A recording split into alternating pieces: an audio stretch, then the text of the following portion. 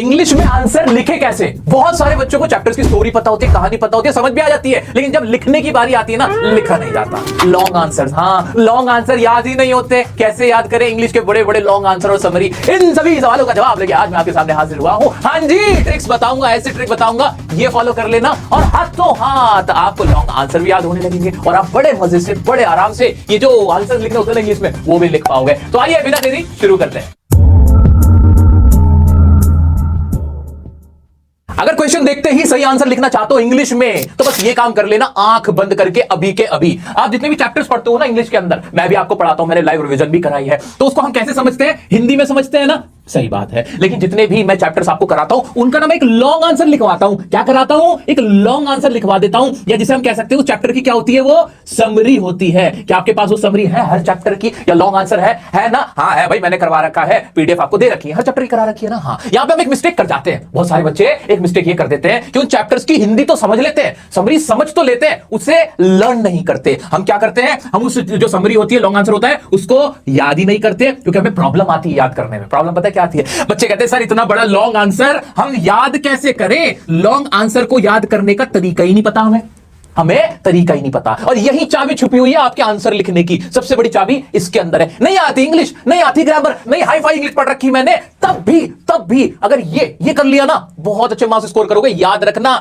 जो copy check कर रहा है ना, उसको नहीं मालूम ये किसकी कॉपी है, वो तो वहां सिर्फ आंसर देखेगा, लाइन देखेगा, वर्ड देखेगा, नंबर दे डालेगा। हाँ, वो सेंटेंस बच्चे ने कहां से याद करके लिखे उसे मतलब नहीं है। अभी जो लॉन्ग आंसर है इसके ऊपर आते हैं। इसको याद करना सबसे पहला काम है, सबसे जरूरी काम। याद कैसे करना है? कुछ मत करो, 10 रीडिंग का काम है। 10 रीडिंग का मतलब क्या है सर? 10 रीडिंग का मतलब तो बताओ, क्या करना? मैंने लॉन्ग आंसर दे रखा है आपके सामने, लॉन्ग आंसर है आपके सामने रखा हुआ है, उसको एक बार आराम से पढ़ना, दूसरी बार पढ़ना, तीसरी बार पढ़ना, 5 बार तो एक बार पढ़ लेना, 5 बार तो पहली अटेम्प्ट में पढ़ लेना। 5 रीडिंग पहले स्लॉट में आप 5 बार उसकी रीडिंग करना आराम से, पहले थोड़ा धीरे, फिर थोड़ा तेज, फिर और तेज, और जल्दी रीड करना। 5 बार रीड करके आराम से बैठ जाना। कर लिया इतना? कर लिया। अब सांस लेना और रिमाइंड करना कि क्या क्या पढ़ा था मैंने। हाँ ये लाइन थी, अच्छा ये था, और बड़बड़ाना उसको, एक बार अपने मन ही मन उसको सोचना। कर लिया इतना? अब ब्रेक लेने के बाद अगली 5 बार भी आपको उसी आंसर को हैंड टू हैंड दोबारा से उसको रीड करना है, ऐसे देखना है, रीड करना। कितने हो गए टोटल? 10 बार हो गए। और कितनी मिनट का काम है? मुश्किल से 12 मिनट का काम है, और आप एक आंसर, लॉन्ग आंसर 10 बार रीड कर लोगे। इतना करने के बाद ना उसको अब बिना देखे, एग्जाम से पहले आप बिना देखे किसी रफ कॉपी में लिख कर देखना, गंदी सी राइटिंग में ही लिखना चाहे, लेकिन लिख के देखना कहां गलती कर रहे हो, क्या क्या गलती हुई, उसे मैच कर लेना। जिसने एक बार लिख के देख लिया वो भाई भूल नहीं पाएगा, नहीं भूल पाओगे, चाह के भी नहीं भूल पाओगे। ये ट्रिक होती है जो आप देखते हो ना कि बच्चे याद कर लेते हैं, जिन्हें आप टॉपर कहते हो अपनी क्लास का। कोई टॉपर नहीं होता, बस उनको सही स्ट्रेटजी पता होती है, स्ट्रेटजी लगा देते हैं। यही स्ट्रेटजी होती है किसी भी लॉन्ग आंसर को लर्न करने की। 10 टाइम्स रिवीजन। सिर्फ कितनी बार? 10 बार रिवीजन करनी है और काम आपका हो गया। और बहुत आसान है, 10 बार दिख रहा है, 2 बार पढ़ोगे, तीसरी बार तो चौथी बार और ऐसा करते करते ना आपके दिमाग में सब सेट हो जाएगा। एक बार हाथ से लिख देना, हाथ से निकाल देना, जो चीज कहते हैं अपने हाथ से आदमी लिख के निकाल देता है, वो अमर हो जाती है, फिर वो नहीं भूलता है। ठीक है, कर लिया जी, इतना कर लिया। आ जाओ वापस कहां पे, लॉन्ग आंसर कैसे लिखना है। अब हमने क्या कर रखा है, हमने चैप्टर को हिंदी भी समझ रखी है, उसको समझ भी रखा है कि उसका आंसर क्या होगा। क्वेश्चन पूछा जाएगा तो हमें उसका आंसर तो पता ही है। अब हमें लिखने की बारी आई ना, तो हमें लॉन्ग आंसर याद भी है, समझा हुआ भी है, याद भी है। किसी क्वेश्चन को अटेम्प्ट करने में चाहिए क्या होता है? अब बता दो कि आंसर कैसे आप अटेम्प्ट करोगे, वो भी बड़े मजे में। मजा आया? मान लो आपके एग्जाम में क्वेश्चन आया था ये कि what were the content of the letter Lencho wrote to God. अब क्या करना? नहीं आती ना इंग्लिश, बहुत ज्यादा इंग्लिश नहीं आती, तोड़ के पढ़ो, चीजों को तोड़ो, आसान बनाओ। कैसे तोड़ो? व्हाट वर क्या थे, द कंटेंट क्या थे, ऑफ द लेटर के, लेंचो के लेटर के, ऐसे करके तोड़ के समझो। तो इसमें पूछ क्या रहा है, क्या सवाल पूछ रहा है? पहले तो सवाल को समझ लिया। हाँ, जो लेंचो ने लेटर लिखा था उसका कंटेंट क्या था, यानी उसमें क्या लिखा हुआ था, और आगे आंसर क्या है, what does it show about him, वो इसके बारे में क्या बताता है। सर इतनी इंग्लिश समझने के लिए हमें क्या क्या पढ़ना पड़ेगा ये बता दो। मेरी टेंस की वीडियो देख लेना, वॉइस की वीडियो देख लेना, और इजमार वॉजर की एक वीडियो मैंने बना रखी है की, वो देख लेना। थोड़ी बहुत भी, इतनी तो आपने देखी भी होगी यार, इतने टाइम से आप फॉलो कर रहे हो, मैं पढ़ा रहा हूं अपना, मेरे बच्चों पे मुझे भरोसा है, इतनी इंग्लिश तो समझ लेते हो, कर लेते हो।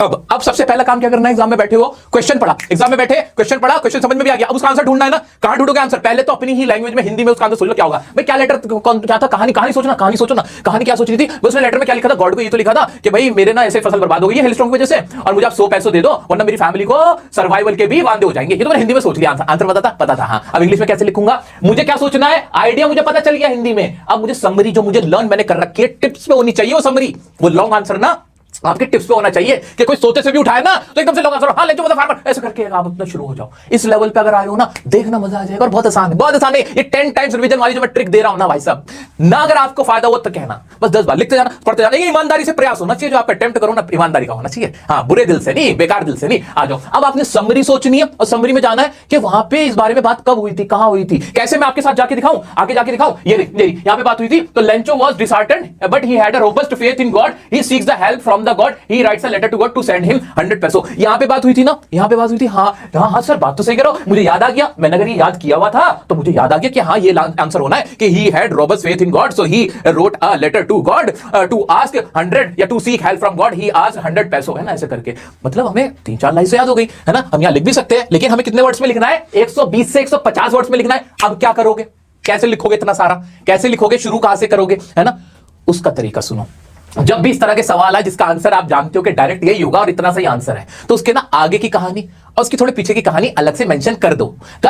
एग्जामिनर यही चाहता है, वो आपसे डायरेक्ट ना पूरे चैप्टर की ही कहानी एक तरह से पूछ लेता है, और कुछ नहीं, और कुछ नहीं। उसका मकसद होता है कि पूरा बताओ क्या था। तो आप शुरू कहां से करोगे कि Robert Lencho was a farmer, he got disappointed due to the hailstorm, his crops got spoiled, ऐसे करके पहले की आगे की कहानी बताओ। लेटर लिखने से पहले की कहानी बता पाओगे। कब बता पाओगे? कब बताओगे? जब ये लॉन्ग आंसर आपको यहां एकदम टिप्स पे होगा, याद किया हुआ होगा। कर लिया ना, आपको इसके कीवर्ड्स भी समझ में आ जाएंगे जब इतना कर लोगे ना। जब हम एक लॉन्ग आंसर याद कर लेते हैं, ईमानदारी की बात बताऊं, हमें ना उसकी थीम भी समझ में आ जाती है, हम उसके कीवर्ड्स भी माइंड में याद रह जाते हैं, हम अपनी तरफ से भी 2-3 लाइन फिर बनाने लायक हो जाते हैं बनाने लायक। क्या नहीं लिख सकते कि Lencho was disappointed, Lencho was hopeless, Lencho was frustrated, he need help, ऐसे नहीं लिख सकते हो।